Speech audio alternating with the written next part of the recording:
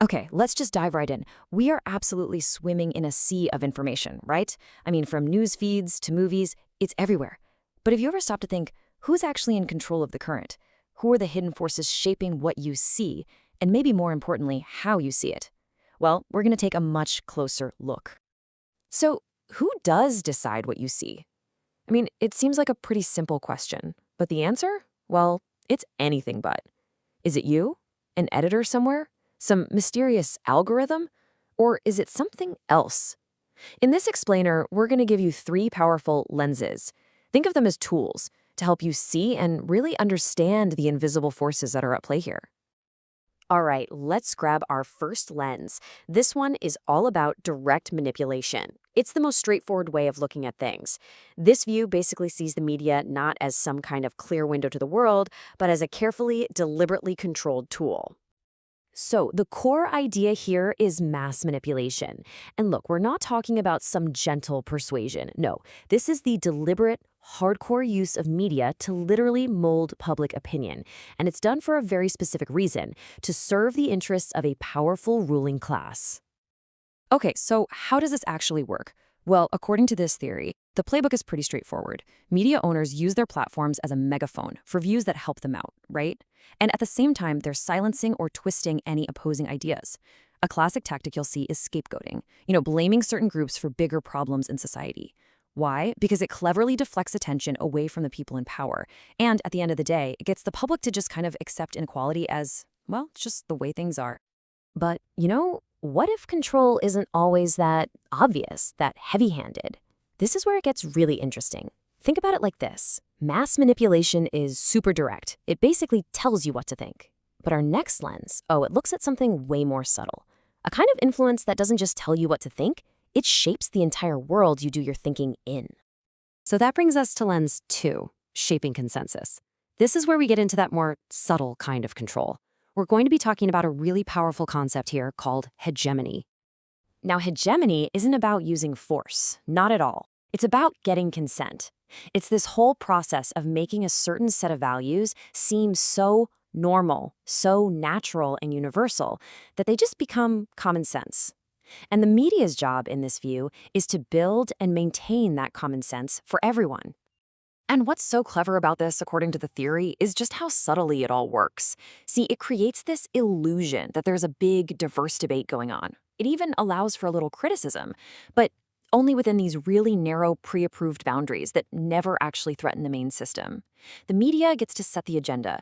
They decide what's even worth talking about. Then, with things like headlines and captions, they push you toward a preferred reading, guiding your interpretation without you even noticing. The whole point? To make the way things are seem not just normal, but totally inevitable. All right, time for our third and final lens, and this is where things get, well, kind of mind-bending. This is the idea that in our world today, the media doesn't just report on reality anymore, it actually creates it. The big idea here has a name, hyperreality. And it's basically what happens when we're so soaked in media all the time.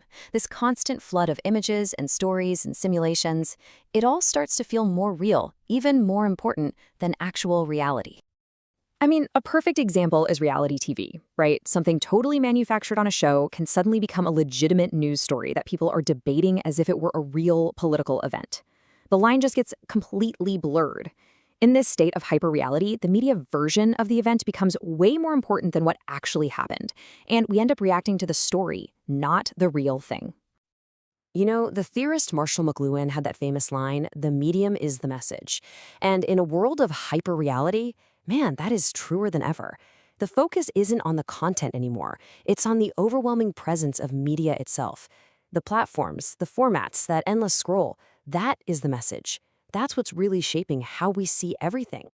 Okay, so these lenses are fascinating ideas, right? But let's bring it back down to earth. How does this stuff actually play out in the real world? Because let me tell you, the stakes are incredibly high.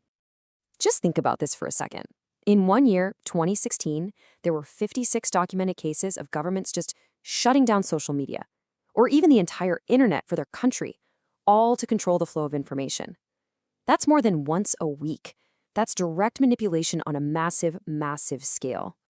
And the human cost, wow, it can be absolutely staggering. Between 2012 and 2016, 530 journalists were killed just for doing their jobs. This is a really stark reminder that what we're talking about isn't just some abstract theory. For a lot of people, controlling the story is literally a matter of life and death. Now, when you look at politics, this influence often follows a really clear three-step process. Step 1, the media sets the agenda. They decide what we're all going to be thinking about. Step 2, they frame public opinion, often using things like polls. And step 3, they shape the final story through the specific angles and words they choose. Just stop and think about what that means for a second. With agenda setting, even if they're not telling you how to feel, they have this immense power just by deciding what you're even thinking about. Then you have opinion polls, which can create that bandwagon effect that pushes undecided voters one way or another. And finally, just the angle a story is told from can create enough public outcry to force politicians to act. And if you want to understand the sheer scale of all this, check out this quote from the journalist Ben Bagdikian. He argued that today, just 5 huge media corporations have more communications power than was exercised by any despot or dictatorship in history. Wow, just let that sink in for a minute.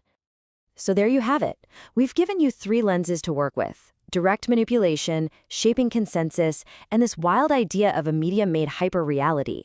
And remember, these aren't just dusty old theories. They are practical tools for thinking critically. So the next time you're scrolling your feed or watching the news or even just seeing an ad, try putting on one of these lenses. The real question is, now that you know how to look, what are you going to see?